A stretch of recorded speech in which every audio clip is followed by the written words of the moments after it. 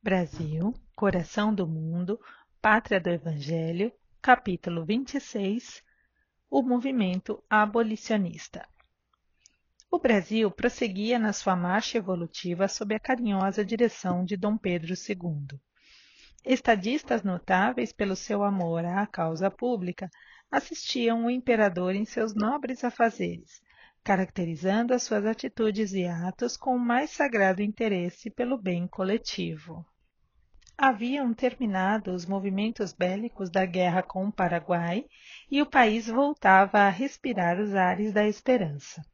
Então, nessa época e nos anos posteriores, todos os espíritos cultos da pátria se levantaram com desassombro para amparar o movimento abolicionista.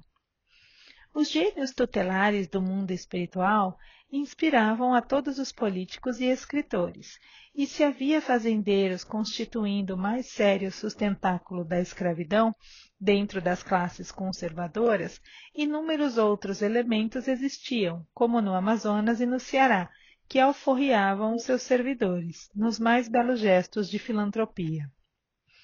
As falanges de Ismael contavam colaboradores decididos no movimento libertador, quais Castro Alves, Luiz Gama, Rio Branco e Patrocínio. A própria princesa Isabel, cujas tradições de nobreza e bondade jamais serão esquecidas no coração do Brasil, viera ao mundo com a sua tarefa definida no trabalho abençoado da abolição. Os espíritos em prova no cárcere da carne têm sua bagagem de sofrimentos expiatórios e depuradores, mas têm igualmente a possibilidade necessária para o cumprimento de deveres meritórios, aos olhos misericordiosos do Altíssimo. Todos os ânimos se inflamavam ao contato das grandes ideias de liberdade. Publicações e discursos com a amplitude que a opinião da crítica conquistara nos tempos do Império exortavam as classes conservadoras ao movimento de emancipação de todos os cativos. Dom Pedro se reconfortava com essas doutrinações das massas, no seu liberalismo e na sua bondade de filósofo. Desejaria antecipar-se ao movimento ideológico, decretando a liberdade plena de todos os escravos, mas os terríveis exemplos da guerra civil que ensanguentara os Estados Unidos da América do Norte durante longos anos, na campanha abolicionista, faziam-no recear a luta das multidões apaixonadas e delinquentes. Foi, pois, com especial agrado que acompanhou a deliberação de sua filha de sancionar, a 28 de setembro de 1871, a Lei do Ventre Livre, que garantia no Brasil a extinção gradual do cativeiro, mediante processos pacíficos. Seu grande coração, no âmbito das suas impressões divinatórias, sentia que a abolição se faria nos derradeiros anos do seu governo. Com efeito, a lei do ventre livre não bastara aos espíritos exaltados no sentimento de amor pela abolição completa. Quase todas as energias intelectuais da nação se encontravam mobilizadas a serviço dos escravos sofredores. O ambiente geral era de perspectiva angustiosa e de profundas transições na ordem política. A ideia republicana se consolidava cada vez mais no espírito da nacionalidade inteira. O bondoso imperador nunca lhe cortara os voos prodigiosos no coração das massas populares. Aliás, alimentava-os com seus alevantados exemplos de democracia. Nos espaços, Ismael e suas falanges procuravam orientar os movimentos republicanos e abolicionistas, com alta serenidade e esclarecida prudência, no propósito de evitar os abomináveis derramamentos de sangue por desvarios fratricidas. A esse tempo, já Ismael possuía a sua célula construtiva da obra do Evangelho no Brasil, célula que hoje projeta sua luz de dentro da Federação Espírita Brasileira e de onde, espiritualmente, junto dos seus companheiros desvelados, procurava unir os homens na grandiosa tarefa da evangelização. Esperando o ensejo de se fixar na instituição venerável que lhe guarda as tradições e continua o seu santificado labor ao lado das criaturas, a célula referida permanecia com Antônio Luiz Saião e Bittencourt Sampaio desde 24 de setembro de 1885, até que Bezerra de Menezes, com seus grandes sacrifícios e indescritíveis devoltamentos, eliminasse as mais sérias divergências e aplainasse obstáculos, utilizando as suas inesgotáveis reservas de paciência e de humildade e consolidando a federação para que se formasse uma organização federativa. Enquanto lá fora, muitos companheiros da caravana espiritual se deixavam levar por inovações e experiências estranhas aos preceitos evangélicos, o grupo Ismael esperava uma época de compreensão mais elevada e harmoniosa para o desdobramento de suas preciosas atividades.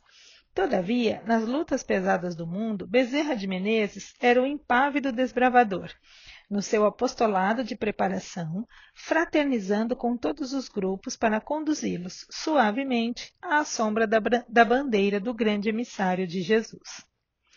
Ismael trazia então a sua atenção carinhosa voltada para a solução do problema abolicionista, que deveria resolver-se dentro da harmonia de todos os interesses e extreme do sangue das guerras civis. Confiando ao Senhor as suas expectativas, falou-lhe o mestre. Ismael, o sonho da liberdade de todos os cativos deverá concretizar-se agora, sem perda de tempo. Prepararás todos os corações, a fim de que as nuvens sanguinolentas não manchem o solo abençoado da região do Cruzeiro. Todos os emissários celestes deverão conjugar esforços nesse propósito, e em breve teremos a emancipação de todos os que sofrem os duros trabalhos do cativeiro na terra bendita do Brasil. O grande enviado redobrou suas atividades nos bastidores da política administrativa. A estatística oficial de 1887 acusava a existência de mais de 720 mil escravos em todo o país. O ambiente geral era de apreensão em todas as classes, ante a expectativa da promulgação da lei que extinguiria a escravidão para sempre, o que constituiria duro golpe na fortuna pública do Brasil. Mas Ismael articula do alto os elementos necessários à grande vitória. O generoso imperador é afastado do trono nos primeiros meses de 1888, sob a influência dos mentores invisíveis da pátria, voltando a regência à princesa Isabel, que já havia sancionado a lei benéfica em 1871. Sob a inspiração do grande mensageiro do Divino Mestre, a princesa imperial encarrega ao senador João Alfredo de organizar novo ministério, que veio a compor-se de espíritos nobilíssimos do tempo.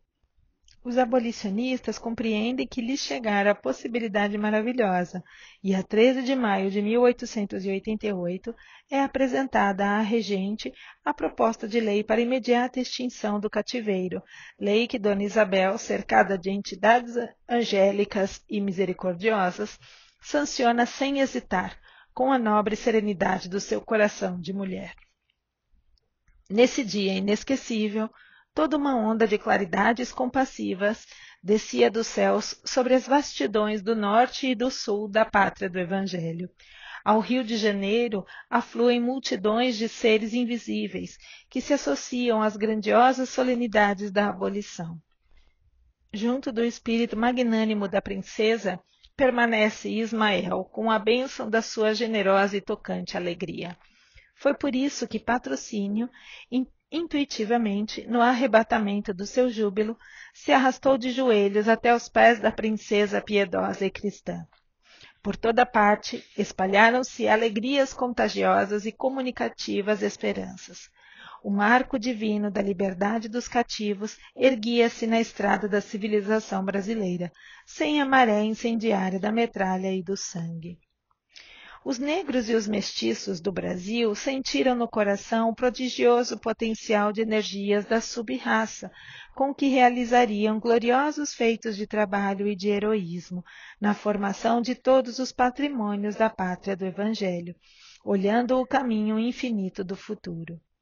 E nessa noite, enquanto se entoavam hosanas de amor no grupo Ismael, e a princesa Isabel sentia na sua grande alma as comoções mais ternas e mais doces, os pobres e os sofredores, recebendo a generosa dádiva do céu, iam reunir-se nas asas cariciosas do sono aos seus companheiros da imensidade, levando às alturas o preito do seu reconhecimento a Jesus, que com a sua misericórdia infinita lhes outorgara a carta de alforria, incorporando-se para sempre ao organismo social da pátria generosa dos seus sublimes ensinamentos.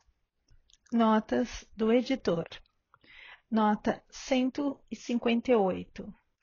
Castro Alves.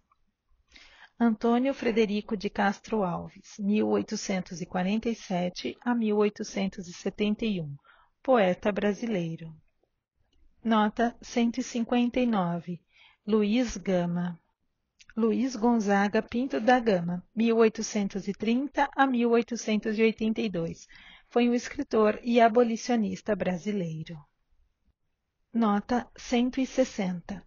Rio Branco.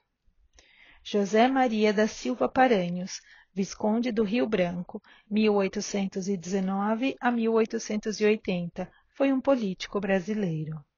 Nota 161. Patrocínio.